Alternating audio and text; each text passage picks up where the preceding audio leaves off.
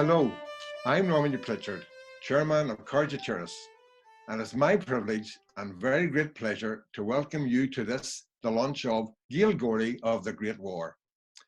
Gaeilgeoirí of the Great War is an excellent piece of investigative work carried out by a group of enthusiastic volunteers from Cairde Turas based here in East Belfast. They have worked tirelessly over the past 2 years investigating the contribution of Irish-speaking men from East Belfast who served in the Great War. Unfortunately, COVID-19 has prevented us from having an opening launch, but today we're pleased to inform you that we have a website, a booklet and video that are now available for you to view. When conditions permit, an exhibition will be announced. We hope this presentation will give you a sense of the work that has been done and whet your appetite to learn more about these exceptional men who left home, family, and all they knew and loved to join the mayhem of the First World War. Annalise Taylor was a member of our team, and I'm now going to invite her to share some of the experiences she encountered during the investigation period of this project. Annalise. I just want to talk to you about what the project meant to me. I grew up in Belfast and spent many a happy childhood wandering the streets, shopping on the Cairde Road and the Woodstock Road and the hustle and bustle and a hive of activity with all the little shops. There wasn't anything you couldn't buy on the Cairde Road, and I knew all those streets, all the little terraced houses, some with gardens, some opening onto the street, small communities where everyone knew each other. But in my early 20s, I moved away and experienced a whole different lifestyle for the next 30 years before returning to Belfast. By the time I returned, Belfast had changed. The skeleton of East Belfast remained, but the people, the shops, the hustle and bustle had all changed, and I felt like a stranger in a place where I'd grown up. I became involved in the Gaeilgeoirí project out of interest in finding out more about the history of East Belfast and its people. When I was younger, I had met men who'd fought in the First World War and widows of those who'd lost their husbands. So this project gave me the opportunity to try to understand these people now long gone and how their experiences shaped their lives. The project involved researching Irish speakers, and it initially came as a surprise to me that there were so many Irish speakers in East Belfast, that the community was so diverse. But when you look back at the history of the development of East Belfast, it was a growing, developing and emerging community. There were people from all over Ireland living in East Belfast. And of course, it's only natural that they would bring their language and their traditions with them. Through the project, I had the opportunity to research census records, church records, employment records, scan street directories, and so much more. I found where people had lived, and in some cases the houses still stand. In many cases the streets still exist, or the pattern of where the streets had once been still can be seen. These people lived, went to school, to work, went shopping, socialised, joined clubs and built a community. They came from a variety of backgrounds and traditions. They lived in houses that we now see as old and quaint, but which would have been at the time new and modern. Men marched off to war down the Newton-Ards Road, off on an adventure, leaving behind parents, wives, children. Some came back and some didn't. So what's the project done for me? Well, it's given me the chance to reconnect with East Belfast, to understand the men, the women and the children who lived here, who walked these streets, who lived in the little terraced houses with the fancy brickwork round the doorway.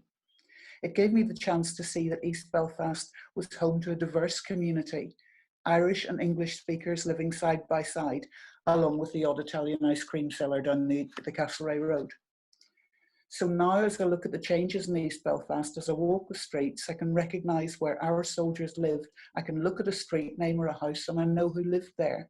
I can imagine the sound of their footsteps as they walked to work in the shipyards, in offices and shops. And yet, as I see the changes in East Belfast today, I can see that change is following a tradition. East Belfast has always been a diverse community and continues to maintain its diversity. We walk in the footsteps of our Irish-speaking soldiers and their families who lived, fought and died along with their English-speaking neighbours. I've been able to reconnect with East Belfast and now see the names and memorials and the street names in new light, the past and the future entwined.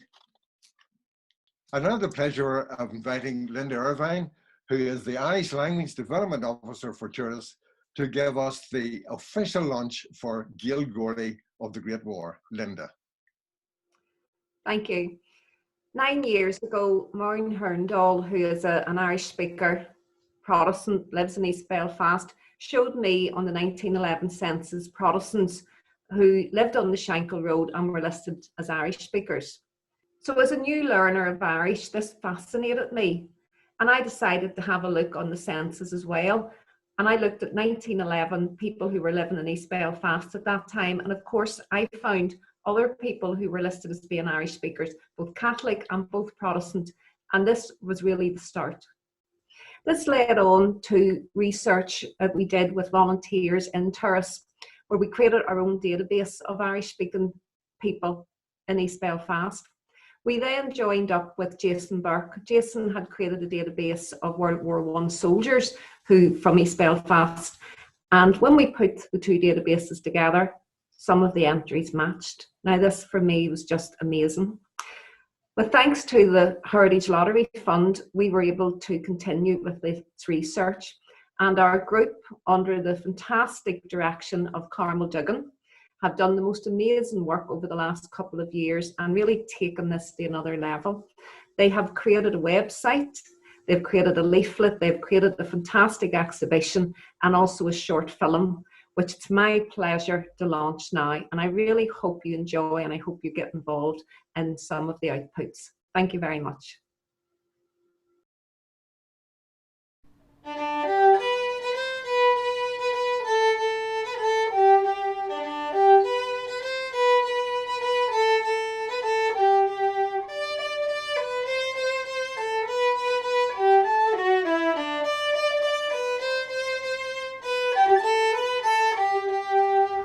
This project examined Irish speakers from East Belfast who enlisted to fight in World War I. 74 soldiers were identified. They lived in the working class communities around Ballymacarrett and worked in the local factories and the shipyard. They included family groups, neighbours and workmates. 3 years before the war, in the 1911 census, all had said they spoke Irish. George Wright lived in Upper Frank Street with his parents John and Maria and his 9 siblings. In 1911, George was just 14 years old and already working as an apprentice clerk. George was barely 18 when war broke out. Like many from East Belfast, he enlisted with the Royal Irish Rifles and served as a private. 3 of his brothers also served. George was injured in the war but survived. William Spence was almost 40 years old at the outbreak of the war. He and his wife Maggie lived in Josephine Street with their 6 surviving children. Before the war, William worked as a labourer. His eldest son worked in the rope works and his eldest daughter was a factory worker. William had signed the Ulster Covenant in Westbourne Presbyterian Church. William joined the Royal Enniskilling Fusiliers before the start of the war. In 1915, he was sent to France where he was wounded and later taken prisoner. He too survived and returned home after the war ended. Not all of our soldiers were so fortunate. 17 of them died during the war, 5 at the Battle of the Somme and most of the others at other parts of France and Flanders, and some as far away as Gallipoli. Many of our soldiers are commemorated at memorials like this one across East Belfast. Gerald King was the second eldest of 5 sons of Martin and Kathleen King. In 1911, the family lived in Westbourne Street. Gerald was 15 at the time and with his father and elder brother worked as a printer and compositor employed by Messrs Carswell and Sons, Queen Street, Belfast. Gerald served with the Royal Enniskilling Fusiliers, 7th and 8th Battalion and reached the rank of sergeant. He was killed in action in France on March the 21st, 1918, aged just 22. Gerald is commemorated at the Pozières Memorial. William Pawley was 20 years old in 1914 and was living in Madison Avenue East with his grandparents Richard and Harriet Pawley and his siblings. William was a member of the Strandtown Unionist Club. He served as a private with the Seaforth Highlanders, 1st and 5th Battalion and saw action in France. He was injured at the Battle of the Somme and died of his wounds on July 28, 1916 at the age of 22. He is buried in Dartmoor Cemetery in France.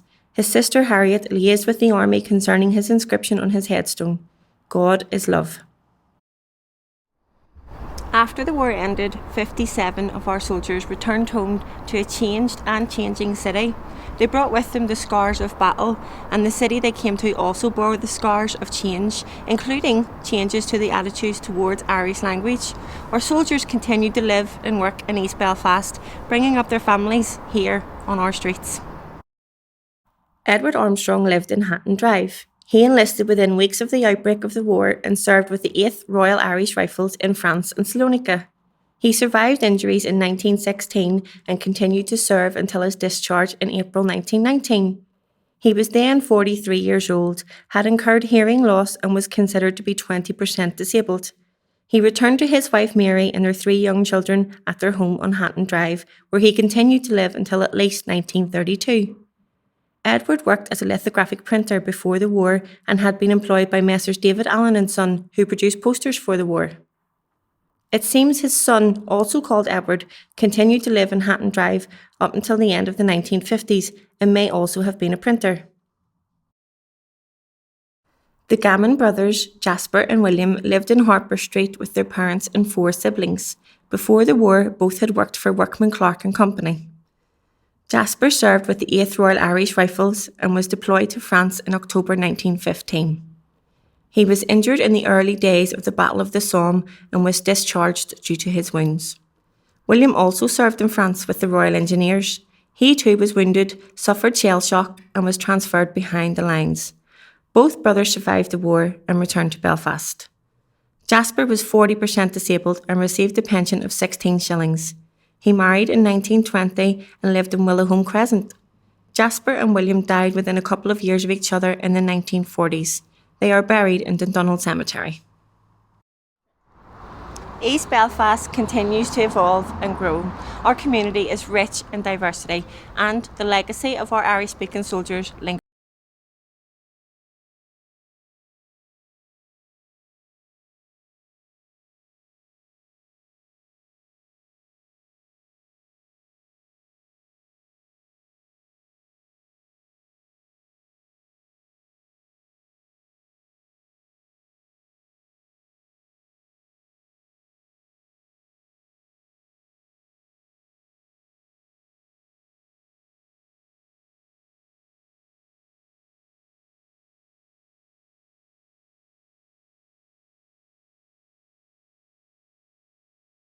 Of inviting Eamon Phoenix, political historian and broadcaster, to give his opinion of what we have seen and heard today. Thank you, Eamon.